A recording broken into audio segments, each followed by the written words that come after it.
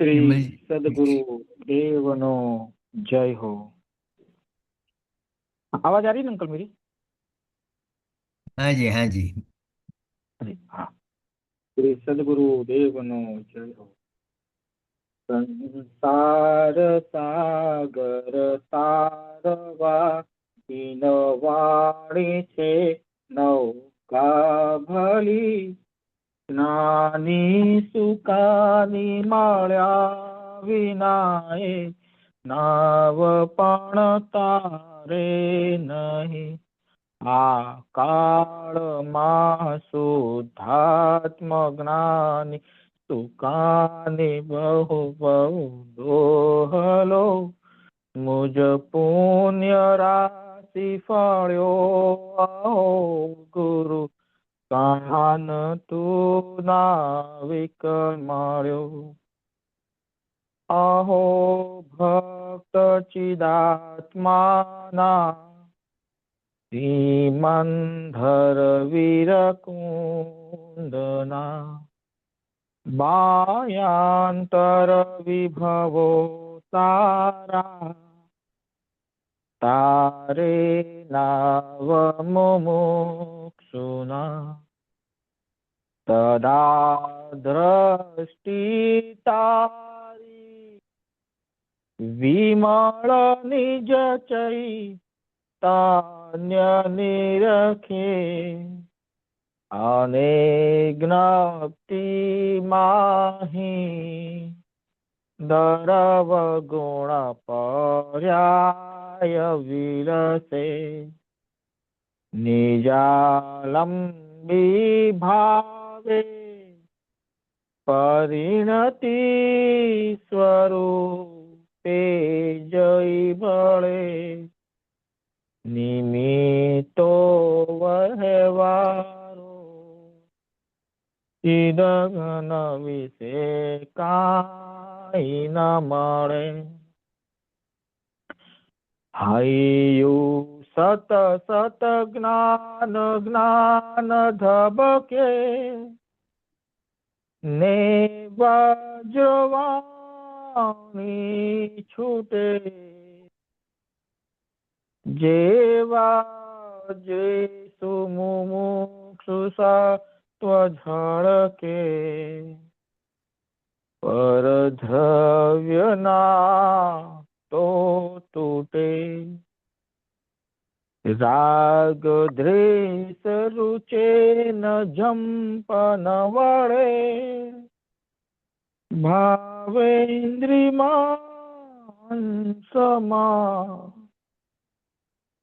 કંકોકીર્ણ અકંપજ્ઞા ન મહિમા હૃદયે રહે સર્વદા નિત્ય સુધા ઝરણ ચંદ્ર તને નમો કરુણા અકારણ સમુદ્ર તને નમો પ્રાર્થના કરે છે. હે જ્ઞાન પોષક સુમેઘ તને નમો આ દાસના જીવન શિલ્પી તને નમો આ દાસના જીવન શિલ્પી તને નમો ઊંડે ઊંડે ઊંડેથી સુખ નિધિ સતના વાયુની એવંતી વાણી ચિમૂર્તિ તારી અનુભવના સૂક્ષ્મ ભાવે ભરેલી ભાવો ઊંડા વિચારે અભિનવ મહિમા ચિત્તમાં લાવી લાવી ખોયેલું રત્ન પામું મન રથ મનનો પૂરજો શક્તિશાળી ખોયેલું પૂર્ણ રત્ન પામું મન રથ મનનો પૂરજો શક્તિશાળી પૂરજો शक्तिशाली। बहुत श्री सुंदर सदगुरु विमल जी, देवनो बहुत बहुत धन्यवाद आपको, बहुत सुंदर रहा। जय जिनेन्द्र। अरुण जी आपका स्वागत है। करे शुरू। हाँ जी, कौन सा बोले आज? 38। निकालता हूँ।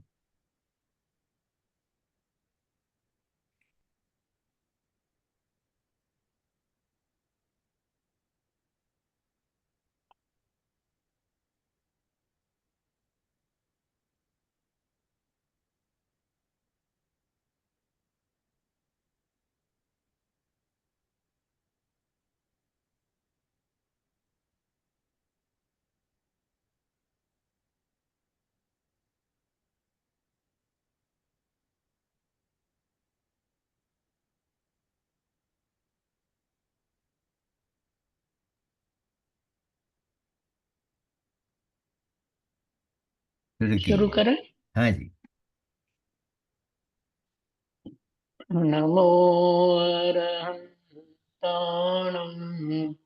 नमो सीताणं नमो आयर्याणं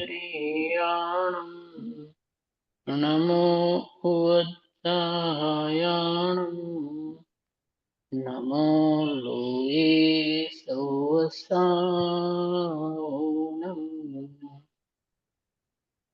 मङ्गलं भगवान् वीरो मङ्गलं गौतमो गणे मङ्गलं कुन्दकुन्दार्यो जैनधर्मोऽस्तु मङ्गलम् सर्वमङ्गलमाङ्गल्यं सर्वकल्याणकारकं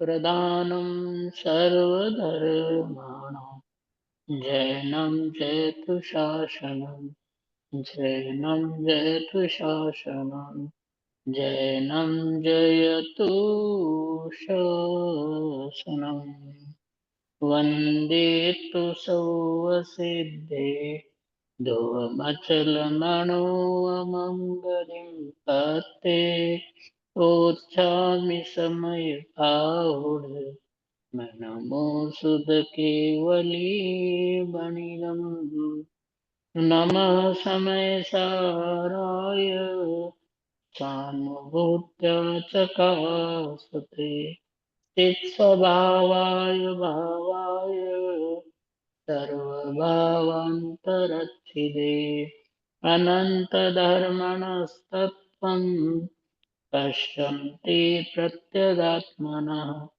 अनेकान्तमयी मूर्तिर्नित्यमेव प्रकाशताम् निसंग है जो आयुसम निर्लेप है आकाश से निज आत्म में विहरते जीवन न पर की आस से जिनके निकट सिंहादि पशु भी भूल जाते क्रूरता उन दिव्य गुरु की हो कैसी अलौकिक शूरता त्रिकालवर्ती सर्व पंच परमेष्टि भगवंतों की जय हो। त्रिकालवर्ती सर्व अकृत्रिम कृत्रिम चैत्य चैत्यालयों की जय हो।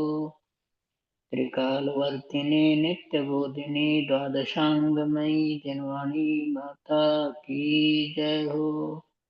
त्रिकालवर्ती 3 कम 9 करोड़ मुनिराजों की जय हो।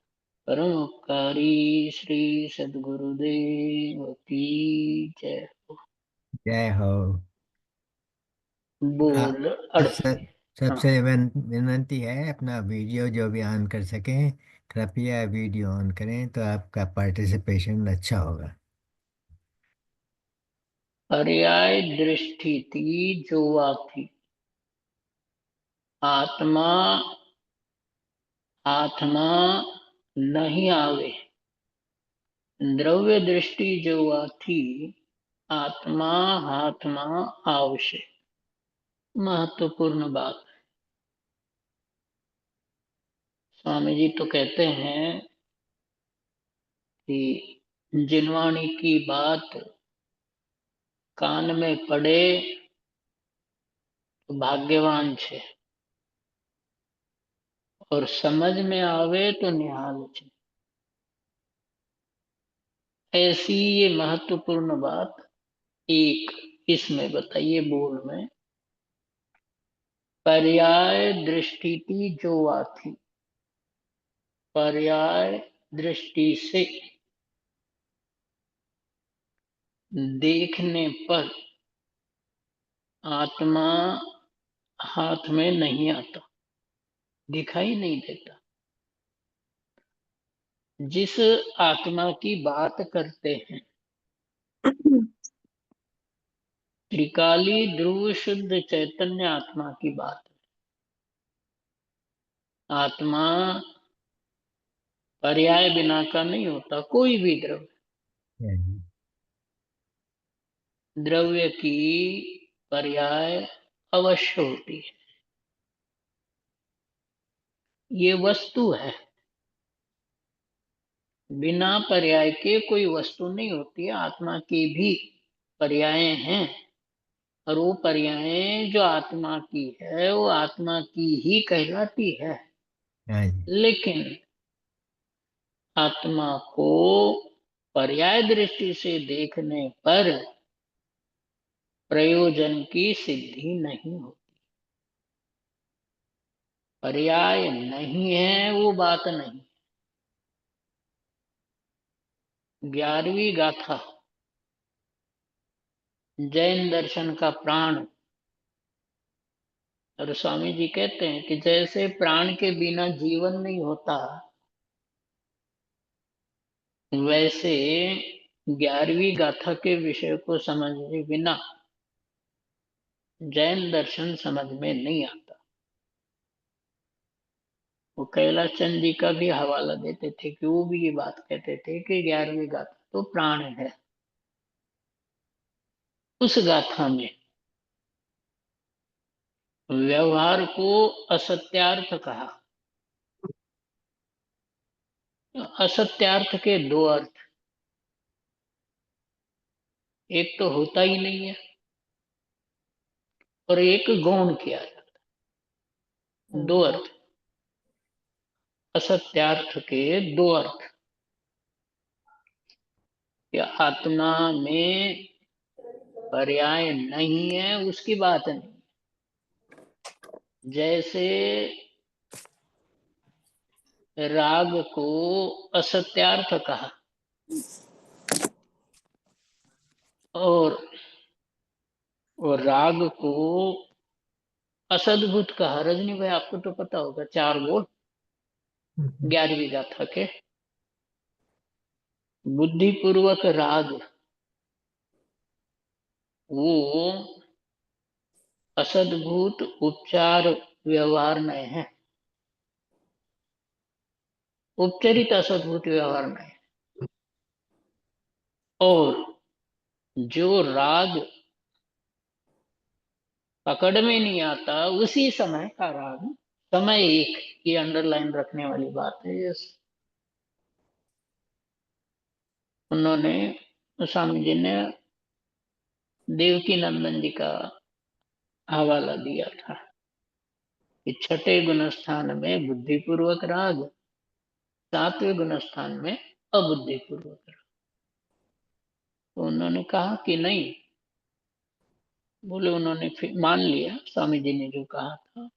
बात यहाँ ये है कि एक ही समय में जितना राग ज्ञान के उगाड़ से पकड़ में आता है, उतना राग, वो राग, ये और जो बुद्धिपूर्वक राग है वो उपचरित अक्षतभूत व्यवहार का विषय है। और उसी समय जो राग पकड़ में नहीं आता, उसी समय का जो राग है, ज्ञान की कमी है, पकड़ में नहीं आता, तो उसको अनुपचरित असद्भुत व्यवहार का विषय है। और जो राग, जो ज्ञान राग को जानता है,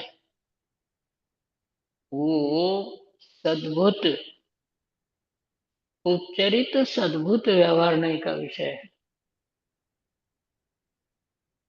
और ज्ञान तेथी आत्मा, ऐसा भेद करना, ये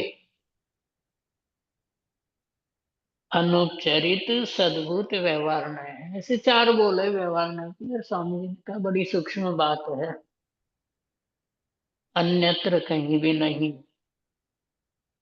ये सुनाई देती है तो भाग्य समझना, और परिणमन हो जाए तो फिर वो जीव तो निहाल ही। वहां 11वीं गाथा में से इतनी सी बात लेना कि पर्याय नहीं है, राग नहीं है, ऐसी बात नहीं। तो जिसको गौण किया जाता है उसको भी अभूतार्थ कहते। नहीं होना ही ये अभूतार्थ का लक्षण नहीं है रजनी भाई। अ मतलब नहीं, भूत मतलब त्रिकाली ध्रुव जो दृष्टि का विषय है वो वस्तु भूत, और उसके द्वारा अर्थ मतलब प्रयोजन। तो 11वीं गाथा में त्रिकाली ध्रुव द्रव्य से ही प्रयोजन की सिद्धि होती है, उसके अलावा किसी से भी चाहे वो निश्चय नय के कितने ही भेद हो, व्यवहार नय के कितने ही भेद हो, एक परम सिद्ध निश्चय नय ही प्रयोजन की सिद्धि करने वाला है। इसलिए वही एकमात्र भूतार्थ नय है। बाकी बद्धा व्यवहार नय, निश्चय नय, सब अभूतार्थ है। भूतार्थ मतलब वस्तु से प्रयोजन की सिद्धि की बात। वस्तु है क्या नहीं ये निर्णय नहीं करना है, वस्तु से प्रयोजन की सिद्धि की बात है। यहां भी इस बोल में भी प्रयोजन की सिद्धि की बात, कि पर्याय दृष्टि नहीं है ऐसी बात नहीं। लालचंद भाई के भी इस पर बहुत लंबे चौड़े प्रवचन थे और किताब भी छपी थी। हम हिंदी में भी छपी थी और जब हम पढ़ते थे तब पढ़ी भी थी। पर्याय चक्षु को सर्वथा बंद कर और द्रव्य चक्षु को सर्वथा खोल कर, ये उसका विषय था। आत्मा को पर्याय दृष्टि से भी देखा जाता है, पर आत्मा में पर्याय है इसलिए पर्याय दृष्टि से वो देखने में आता है। परंतु पर्याय दृष्टि से देखने पर प्रयोजन भूत आत्मा हाथ में नहीं आता। तो टोडरमल जी ने भी लिखा ना कि अप्रयोजन वस्तुएं दुनिया में बहुत है। अप्रयोजन भूत वस्तुओं से, उनको जानने से कोई लाभ नहीं। चौथा अधिकार, कि प्रयोजन भूत को जानना। तो ऐसे ही यहाँ पर भी पर्याय दृष्टि से प्रयोजन की सिद्धि नहीं होती है। स्वामी जी तो कहते हैं कि भाई द्रव्य दृष्टि से जो त्रिकाली ध्रुव चैतन्य आत्मा है उसको इस पर्याय में जान लेना चाहिए, क्योंकि इस पर्याय के बाद अजाना क्षेत्र में, अजाना शरीर में, अजाना संयोग में घूमता रहेगा। पर्याय कब समाप्त हो जाए और अगली पर्याय कैसी प्राप्त हो, दोनों की गारंटी नहीं, पता नहीं है। ये मनुष्य पर्याय थोड़े समय की है और अगली पर्याय, अगला शरीर, अगला संयोग कैसा मिलेगा ये जरूरी, मतलब पता नहीं है कैसा। अभी सारे संयोग जुड़े हुए हैं। एक गुरुदेव श्री का संयोग जुड़ा हुआ है, वो इसलिए कह रहे हैं 11वीं गाथा के और कई गाथाओं में भी स्वामी जी ये कहते हैं कि अन्य स्थानकवासी श्वेतांबर में तो ये बात है नहीं, दिगंबरों में है तो व्यवहार को मुख्य करके, निश्चय को गौण करके उस बात से वंचित रह जाते हैं। इसलिए स्वामी जी का जो निमित्त मिला, द्रव्य दृष्टि की प्रधानता वास्तव में प्रयोजन की सिद्धि करने वाली बात सामने खुल करके आ गई। यहाँ ये कहते हैं कि पर्याय दृष्टि से देखने पर आत्मा अनुभव में नहीं आता। यहाँ तर्क ये है कि जो पर्याय है वही विषय करने वाली है, और जो पर्याय विषय करने वाली है वो खुद यदि विषय बन जाए तो आत्मा को ग्रहण करने वाला कौन। इसलिए पर्याय दृष्टि, पर्याय, ये दोनों ही। और दूसरी बड़ी बात ये कि जीव ने अनादि से पर्याय दृष्टि को ही खोल रखा है। किसी भी स्थिति को देखो आप, पहले शास्त्रों का ज्ञान नहीं था, गुरुदेव श्री के निमित्त से स्वाध्याय का प्रचलन हो गया, ज्ञान हो गया, तो अपने आप को मानने लगे कि मैं तो जानता हूं। फंस गया मैं। ज्ञान का प्रयोजन तो त्रिकाली शुद्ध चैतन्य को दृष्टि में लेना है। कितना खुलासा स्वामी जी ने किया 11वीं गाथा में कि आत्मा हाथ में नहीं आता। बोले कैसे? ज्ञान वो आत्मा ऐसा भेद करो तो भी आत्मा पकड़ में नहीं आता। चौथा बोल रजनी भाई। हाँ जी, चौथे बोल में बराबर। ज्ञान वो आत्मा इतने भेद से भी आत्मा पकड़ में नहीं आता। ज्ञान आत्मा का लक्षण है। ज्ञान से आत्मा की पहचान होती है, लेकिन ज्ञान वो आत्मा, समाचार में तो पूरे सर्वविषद अधिकार में भी ये चर्चा है तो सब जगह ज्ञान वो आत्मा ही है। तो वहां ज्ञान शब्द का प्रयोग त्रिकाली ध्रुव के अर्थ में किया, लेकिन वो अर्थ न करके ज्ञान पर्याय करे तो ज्ञान से आत्मा पकड़ में नहीं आता। ज्ञान थी आत्मा, ये भी सद्भुत अनुच्चार व्यवहार नहीं में चला गया। समझ में आ गई बात। अब जहां ज्ञान और आत्मा ये भेद भी सहन नहीं हो, वहां पर्याय दृष्टि से आत्मा को देखने पर आत्मा अनुभव में कैसे आएगा? समझ में आ गई बात। यहाँ ज्ञान में कहो, अनुभव में कहो, दृष्टि में कहो, सबका अर्थ एक है। लेकिन पर्याय दृष्टि से देखने पर आत्मा हाथ में नहीं आता। पर्याय दृष्टि से जो आत्मा है या तो वो प्रमाण का विषय बनता है या पर्यायर्थिकने का विषय बनता है। द्रव्य दृष्टि से आत्मा को देखने पर ही आत्मा अनुभव में आता है। ज्ञान प्रमाण ये अलग चीजें हैं, और दृष्टि होना, अनुभव होना, सम्यक दर्शन होना ये अलग है। पंडित जी, ये आपने सम्यक दर्शन। आपने इतनी अच्छी बात बताई, और यही हाँ, बात आज प्रकाश भाई ने हमें अभी अभी हाँ, पूज्य हाँ, सोगानी जी के 679 और 680 के बॉल के माध्यम से वो ही बात बताई, और आप बराबर। बहुत अच्छी बात बता रहे हैं। ये तो स्वामी जी ने पहले खोली हुई है, लालचंद भाई ने भी उसको खुलासा किया है, प्रकाश भाई वगैरह सबकी बात, मूल प्रयोजन की बात एक जैसी है।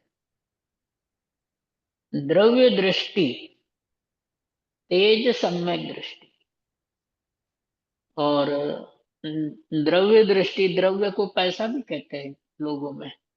बोले सेठियां ही द्रव्य दृष्टि है क्योंकि पैसे पर उनकी दृष्टि रहती है, ऐसे मजाक भी करते हैं। लेकिन यहाँ द्रव्य दृष्टि से आत्मा को देखने पर त्रिकाली ध्रुव चैतन्य वस्तु वो ही एकमात्र द्रव्य है, और द्रव्य ही वो है, बाकी सब पर्याय हैं। पर्याय के दो अर्थ, ध्यान से सुनना। पर्याय के दो अर्थ। पहला अर्थ तो जो गुणों की पर्याय होती है, द्रव्य की पर्याय होती है, वो पर्याय, एक अर्थ ही है। दूसरा अर्थ ये है कि भेद से देखना, पर्याय से देखना, ये भी पर्याय दृष्टि है। मतलब पर्याय को देखना ये पर्याय दृष्टि है, और अभेद वस्तु को भेद से देखना, पर्याय रहित को पर्याय सहित देखना, ये भी पर्याय दृष्टि है। बात समझ में आ गई कि अकेली पर्याय दृष्टि का मतलब केवल पर्याय पर दृष्टि रखना, ऐसा नहीं। पर्याय के द्वारा आत्मा को देखना ये भी पर्याय दृष्टि है, और भेद करके आत्मा को देखना ये पर्याय दृष्टि है। उसको पर्याय के साथ जोड़ना ये भी पर्याय दृष्टि है। द्रव्य दृष्टि से ही आत्मा अनुभव में आता है, और आत्मा अनुभव में न आए तो प्रयोजन की सिद्धि नहीं होती है। बाकी किसी भी तीन लोक तीन काल में एक ही उपाय है। पंडित जी, जी, हाँ जी। आप बोलते हो कि किसी किसी आत्मा को पर्याय सहित देखना वो पर्याय दृष्टि है। वो भी। हाँ, पर्याय से आत्मा सहित देखना। हम्म क्योंकि तो पंडित जी, द्रव्य दृष्टि क्या है वो बताइए आप। जो परम पारिणामिक भाव रूप अनंत गुणों का पिंड त्रिकाली शुद्ध चैतन्य वस्तु है, हाँ, वो त्रिकाली शुद्ध चैतन्य वस्तु ही, बात समझ में आ गई, वो त्रिकाली शुद्ध चैतन्य वस्तु ही मैं हूं। मतलब द्रव्य के नाम से त्रिकाली शुद्ध चैतन्य वस्तु दृष्टि में आना, इसका नाम द्रव्य दृष्टि है। कुशल भाई, सरल भाषा में, सरल भाषा में द्रव्य એટલે શું?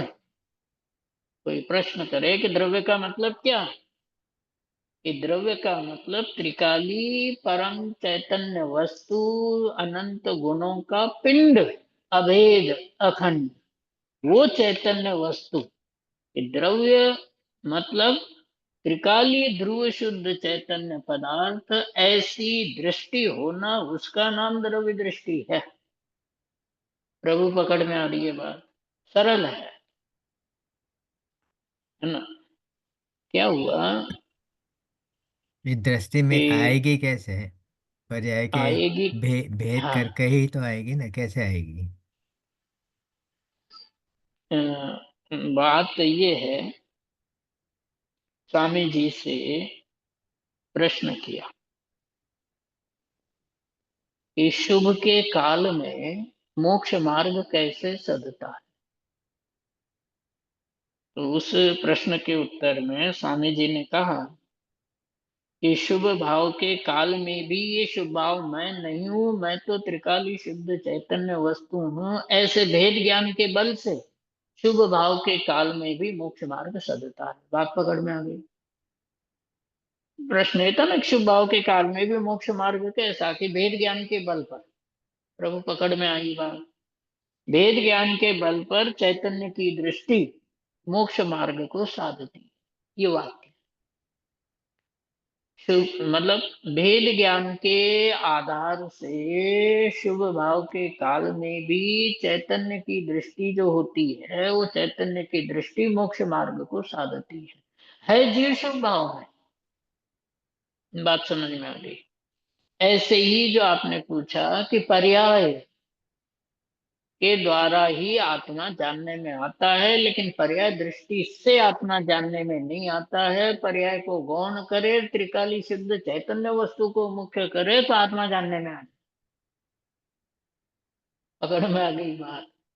मतलब पर्याय के काल में भी पर्याय गौण रहे तो अनुभव हो जाए। बात समझ में आ गई? मात्र आत्मा के चिंतन को सम्यक दर्शन नहीं कहा, त्रिकाली ध्रुव चैतन्य आत्मा के चिंतन को सम्यक दर्शन कहा। ये स्वामी जी की खोज है। मतलब तीर्थंकरों की बात, तमो शरण की, सिमंदर परमात्मा की बात है कि केवल त्रिकाली ध्रुव शुद्ध चैतन्य आत्मा यही एकमात्र दृष्टि का विषय होता है।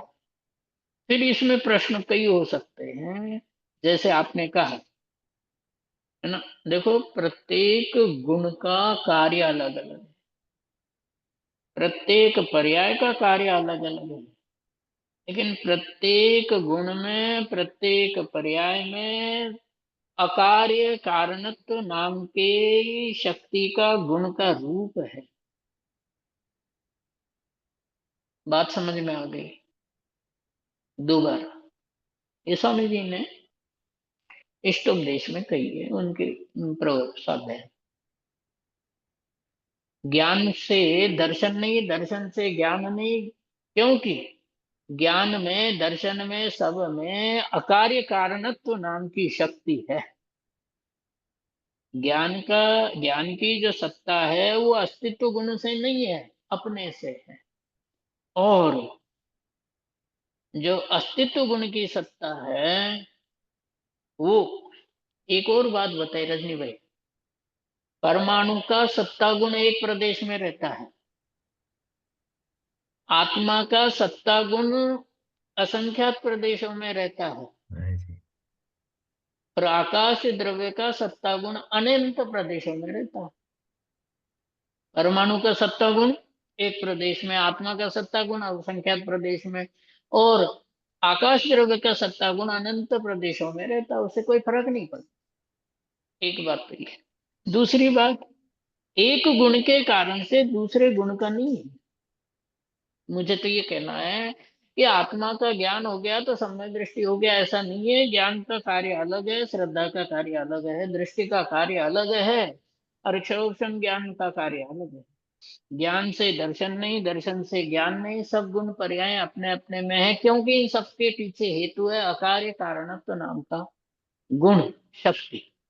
अकार्य कारणत्व नाम के गुण का रूप सभी पर्यायों में पाया जाता है। और उससे ये बात सिद्ध की है स्वामी जी ने बताइए, खुलासा किया है कि ज्ञान से आत्मा नहीं, आत्मा से ज्ञान नहीं। तो ये भूल मुमुक्षुओं में हो जाती है, या जीव इस मार्ग पर चलता है तो हो जाता है कि हमने पहले शास्त्र नहीं जानते थे और शास्त्र जानने लगे, जानने क्या लगे, दूसरों को भी बताने लगे। तो ऐसे में ये भ्रम बहुत हो जाता है कि हमको तो ज्ञान हो गया, अनुभव कभी भी कर लेंगे, उनका प्रकरण अलग है। यहाँ जो प्रश्न है, कुशल भाई बताए, समझ में आ गई बात? कि द्रव्य की दृष्टि दृष्टि अलग है, द्रव्य का जो क्षण ज्ञान है वो अलग है।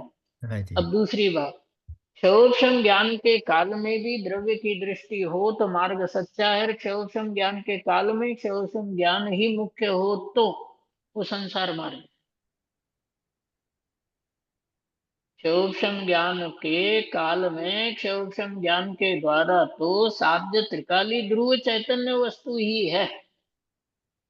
11 अंग पढ़े उतना ज्ञान भी वर्तमान काल में तो देखो अहंकार करना ही नहीं चाहिए, क्योंकि कितना सा तो क्षयोक्षम ज्ञान है ना। जिनवाणी भी कितनी है, अभी 2-4 दिन पहले पढ़ रहा था कि एक अक्षर प्रमाण भी जिनवाणी, एक पद प्रमाण भी जिनवाणी नहीं है।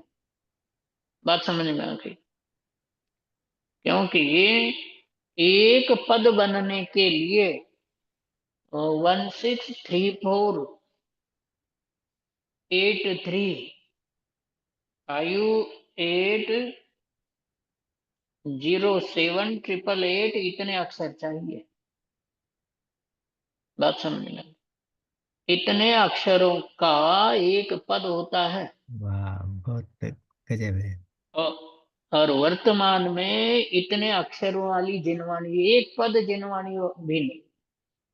जिनवाणी 2 भागों में बटी है ना, अंग प्रविष्ट और अंग बाह्य। अंग बाह्य के 14 भेद है, तो 14 भेद है इसका मतलब वो बहुत बड़ा है, और अंग प्रविष्ट के 12 भेद है तो छोटा है, ऐसा नहीं है। अंग बाह्य के 14 भेद है, वो प्रकीर्ण ग्रंथ है, एक पद भी नहीं बना उससे। नहीं, जिनवाणी के संपूर्ण अक्षर है 112,83,58,005 पद है, और एक पद के लिए 1634,58,007,888 पद चाहिए। दोबारा 1634,83,007,888 अक्षरों का एक पद होता है, जिससे जिनवाणी की गणना होती है, रचना होती है, प्रमाण होता है। हाँ?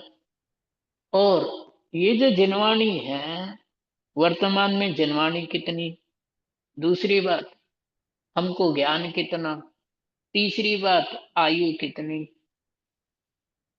मतलब ऐसे में अभिमान की गुंजाइश नहीं है। फिर भी कोई अभिमान करे तो ये उसकी बात। देखो, ज्ञान कितना ही कम हो, जैसे उदाहरण बताओ ध्यान का, वज्र ऋषभ नाराज संगनन तो शुक्ल ध्यान के लिए चाहिए, धर्म ध्यान सभी संगननों में होता है। बात समझ में आ गई? धर्म ध्यान तो सभी संगननों में होता है, नरक आदि की अपेक्षा से सर्वकाल में होता है। और शुक्ल ध्यान के लिए शर्त है वज्र ऋषभ नाराज संगनन चाहिए, तो उदाहरण है। ऐसे ही अल्प ज्ञान हो, अधिक ज्ञान हो। बात समझ में आ गई? अल्प ज्ञान हो या अधिक ज्ञान हो, केवल ज्ञान हो सकता है। बात समझ में आ गई? केवल ज्ञान हो सकता है, मतलब जीव अनंत बन सकता है। यहाँ तो छोटी सी बात है कि त्रिकाली शुद्ध चैतन्य वस्तु की दृष्टि करने के लिए अधिक ज्ञान की आवश्यकता नहीं, दृष्टि की आवश्यकता है। जीव ज्ञान में लगा रहे, दृष्टि को गौण करे तो अनुभव नहीं हो सकता। पकड़ में आ रही है प्रभु बात? ज्ञान को तो मुख्य करे, त्रिकाली ध्रुव चैतन्य वस्तु को गौण करे तो, चैतन्य की दृष्टि न करे तो चैतन्य त्रिकाली ध्रुव वस्तु हाथ में नहीं आए। बस ठीक कहा देखो, आपने, क्योंकि जितना भी ज्ञान हो वो हमेशा ही तुच्छ ही होगा, बहुत अल्प ही होगा हाँ, वर्तमान काल में। वर्तमान काल में। हम अरे पहली बात तो ये कि एक पद प्रमाण भी, आप समझ गए ना, एक पद प्रमाण 1634 करोड़ 1634 करोड़। या ऐसा भी कर सकते हैं 16 अरब 34 करोड़ 83 लाख 07,888 अक्षरों का एक मध्यम पद माना गया है। मध्यम पद के जितने अक्षर होते हैं उतने अक्षर भी इस समय वर्तमान में नहीं है। प्रकीर्णक ग्रंथों की संख्या रजनी भाई, उनके अक्षरों की संख्या, तो पद की संख्या समझ में आ गई कि 1634830788 इतने अक्षरों का एक पद होता है। और 14 प्रकीर्णक जो ग्रंथ बने हैं, 10 वैकालिक, सामयिक, चतुर्विंशति स्तव आदि, कल्प अकल्प श्वेतांबर कहते हैं हमारे पास मूल ग्रंथ है। तो वो मूल ग्रंथ भी इस समय, मतलब उनके कुल अक्षरों की संख्या 8,01,08,175 801,08175 14 प्रकीर्णक ग्रंथ जिनको अंग बाह्य कहते हैं, इतने से अक्षर बचे थे, एक पद भी नहीं बनता। बात समझ में? क्योंकि एक बात चली है तो साथ में एक बात भी कर लेते हैं। अनादिकाल पहले जितनी जिनवाणी लिखित में थी, हो सकती थी रचना जिसकी, वर्तमान में और भविष्य में भी जिनवाणी की रचना उतनी ही होती है। जिनवाणी की रचना के अक्षर कितने हैं कि 20 अंक, 18446744 लिख कर रखने लायक है कभी अपने ज्ञान के उसके लिए भी। 184467440737 0955 1615। बहुत डिप्रेसिंग जैसा लगता है कि हम इतना पढ़ने पढ़ने में लगे हुए हैं और ये शून्य के बराबर है। बात इतनी सी है, इतनी समझ में आ जाए तो बहुत। जिनवाणी के सभी अक्षरों की काउंटिंग, गणना, 18446744073709551615 इतने। अनादिकाल पहले जिसकी रचना होती है, जिनवाणी जो भगवान की दिव्य ध्वनि होती है, वो तो इससे संख्यात गुनी ज्यादा होती है। जो ज्ञान होता है वो असंख्यात अनंत गुना ज्यादा होता है, लेकिन जो रचना होती है वो 20 अंक प्रमाण अक्षरों से ही जिनवाणी की रचना होती है। जो गणधर रचना करते हैं वो 20 अक्षर प्रमाण जिनवाणी की करते हैं। वर्तमान में बात तो ये थी कि एक पद जितने अक्षरों का ज्ञान भी नहीं, और बुद्धि इतनी फंसी हुई कितनी कि कषायों में दिन भर क्या करते, कषाय कषाय कषाय। 3 चीजें हैं, वो प्रकरण अपना अधूरा रह गया था। कषाय का परिणाम, कषाय का अभिप्राय, कषाय की वासना, 3 चीजें। कुशल भाई कौन कौन सी? कषाय का परिणाम टोटल में ना 238 पेज पर। कषाय का परिणाम, कषाय का अभिप्राय, कषाय की वासना। जीव के कषाय के परिणाम रहते हैं पंचम काल में ज्यादातर। युक्त्यानुशासन में समंत भद्राचार्य ने लिखा ना, कालह कलिर्वा कलुषाश्रय। कलुषित आशय मतलब वासना। दिन भर कषाय के परिणाम होते हैं, कषाय का अभिप्राय 24 घंटे रहता है, और कषाय की वासना, कषाय परिणाम बदल जाते हैं लेकिन कषाय का अभिप्राय नहीं बदलता, और कषाय की वासना भी नहीं बदलती। इस जीव की चैतन्य की वासना करे, चैतन्य का अभिप्राय करे, त्रिकाली ध्रुव चैतन्य वस्तु को, बात समझ में आ गई, त्रिकाली ध्रुव चैतन्य वस्तु को दृष्टि में ले, दृष्टि में रखे तो प्रयोजन की सिद्धि हो जाए, वरना पर्याय नष्ट हो जाए, पर्याय व्यर्थ चली जाए। कोई ये मतलब मेरा मेरा राग द्वेष करके ये जीव संसार में फंसता है, ये मेरा दिन भर कषाय उसमें जीव की होती है।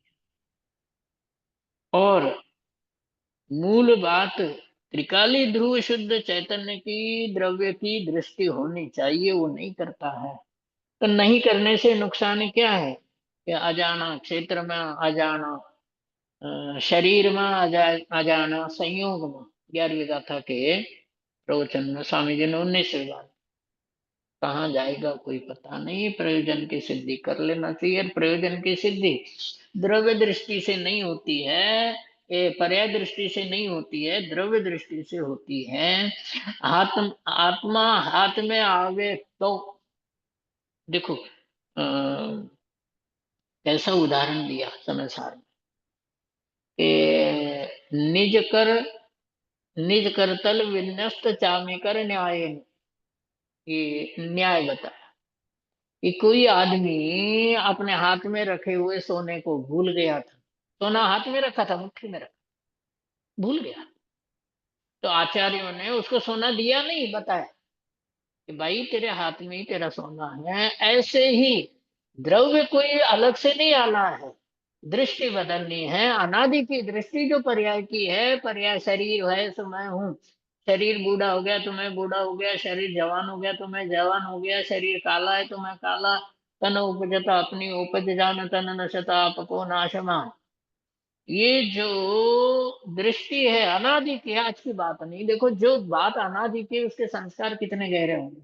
आपको एक घड़े का उदाहरण बताया ना, घड़े में गोबर रखा था, कई महीनों से या सालों से गोबर था, वो गोबर निकाल दिया तब भी, धो दिया तब भी उसकी बदबू नहीं जाती। वैसे ही ये संस्कार तो अनादि से है, पर्याय दृष्टि।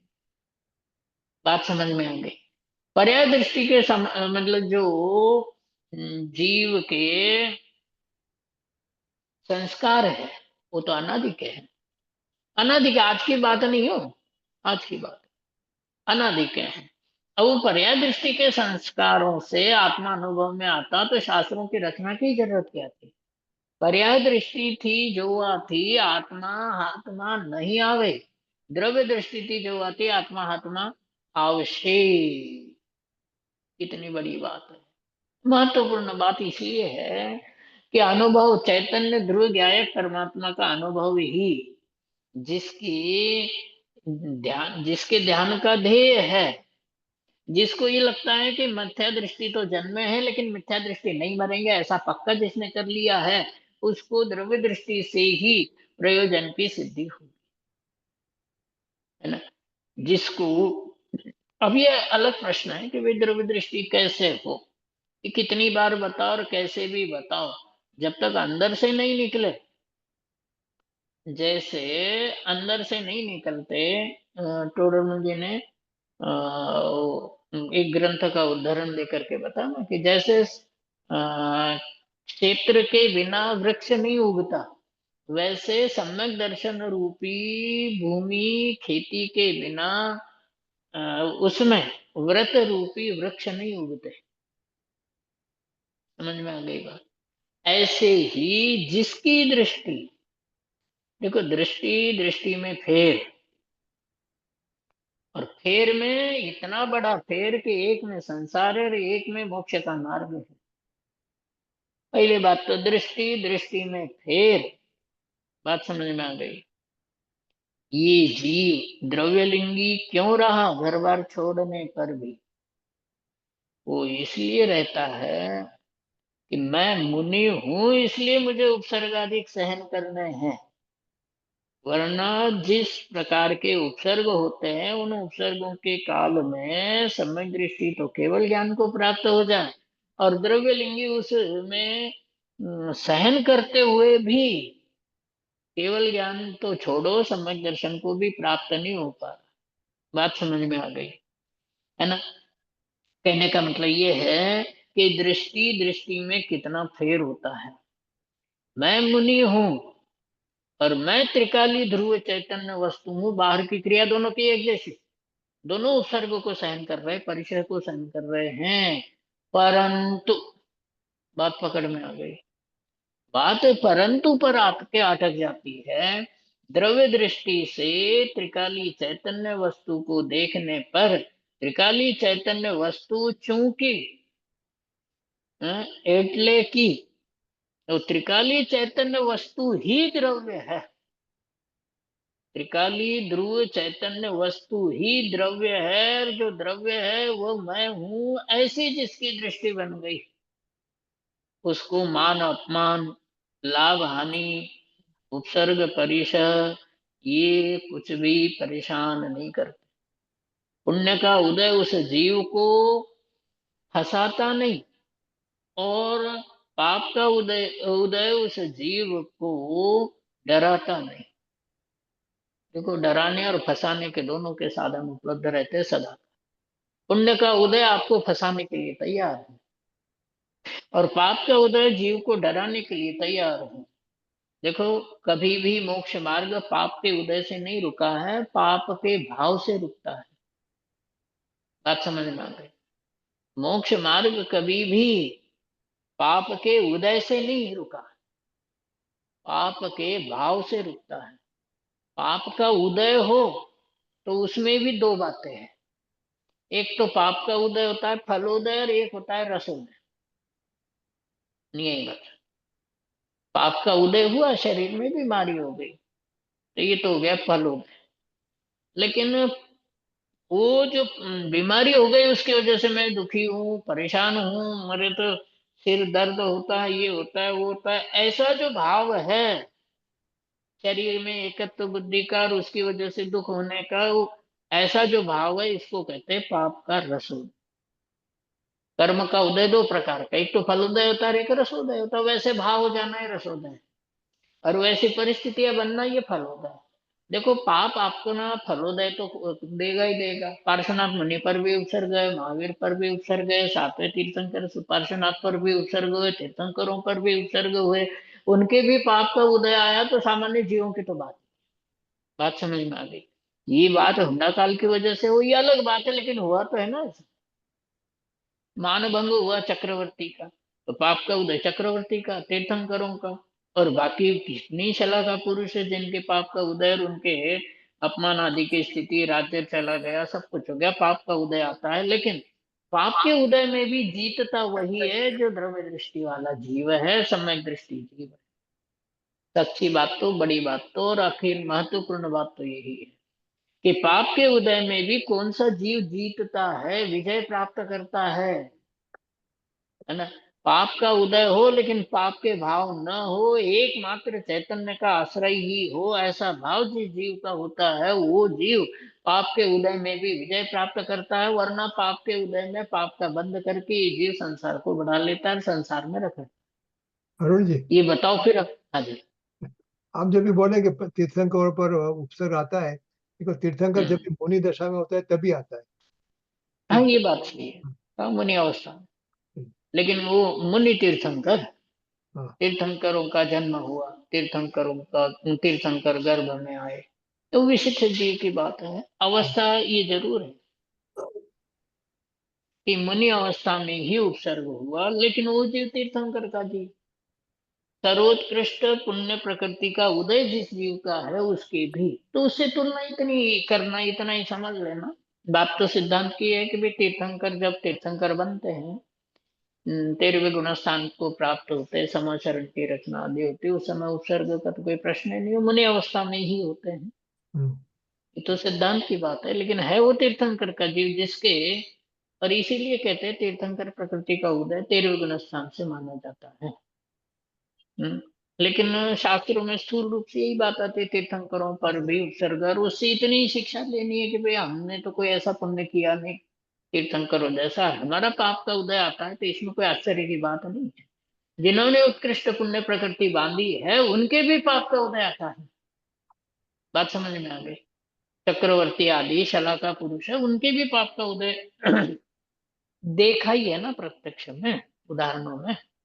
उस समय अपन हो नहीं हो ये अलग बात है, लेकिन देखा तो है। बात सही है रजनी भाई कि वो, तीर्थ मुनि अवस्था में, अरुण जी, लेकिन हाँ जी। हाँ, माहिर स्वामी वो श्वेतांबर में आता है कि माहिर स्वामी भगवान के जीव को वो जो चंड कौशिक नाग है उसने दंश दिया, तो ये माहिर भगवान की मुनि दशा की बात है कि मुनि क्योंकि दशा की एक ही। तीर्थंकर को तो कोई उपसर्ग होता ही नहीं है।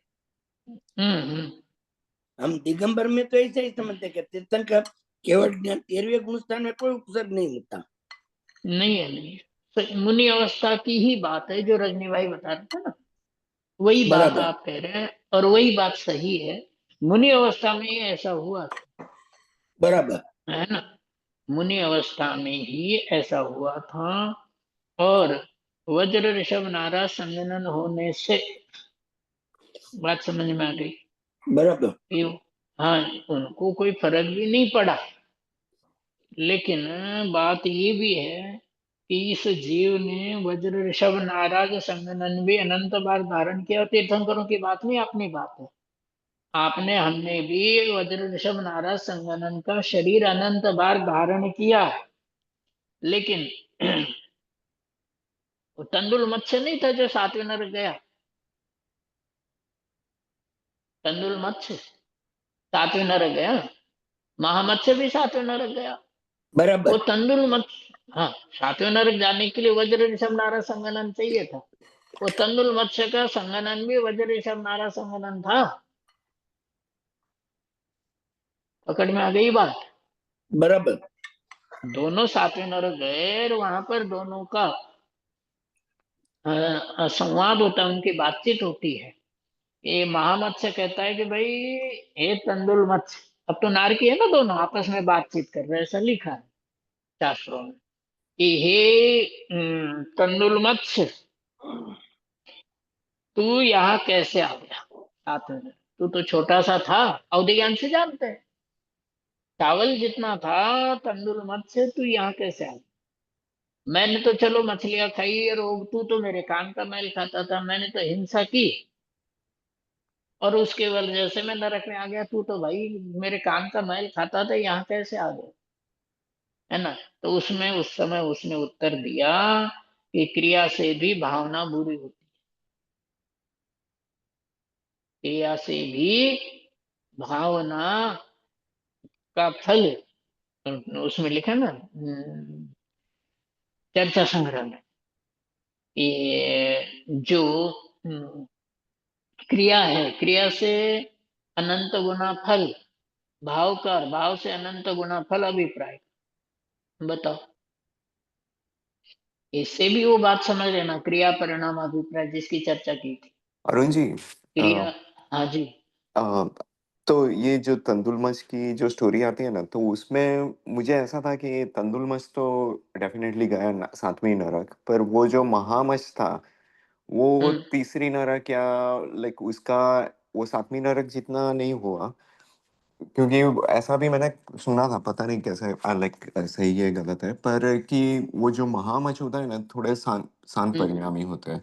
वो हम्म उनको ऐसे भाव नहीं होते कि मैं, क्योंकि उनका शरीर इतना बड़ा होता है, तो जब मुंह खोलते हैं तो इतनी सारी मछलियां मुंह में चली जाती है। पर हम्म वो ऐसे भाव से वो खाने का या वो नहीं होता यूजुअली। हम्म तो हम्म उसमें मैंने जब, जहाँ तक मुझे याद है, तो ऐसा सुना था कि वो तीसरी नरक तक या ऐसा कुछ था। हम्म पर आई एम नॉट श्योर। और हम्म वो भी, हम्म तो वो तो जो भी है, पर मुझे क्वेश्चन था कि जैसे बाघ है और जो भी जंगली जानवर, जो उनका वही है कि वो हिंसा के अलावा उनका वो ऑप्शन ही नहीं है कि वो घास नहीं खा पाएगा। तो हम्म उनमें पाप उनको जो लगता है, क्योंकि वो तो बाय डिज़ाइन ही ऐसा है।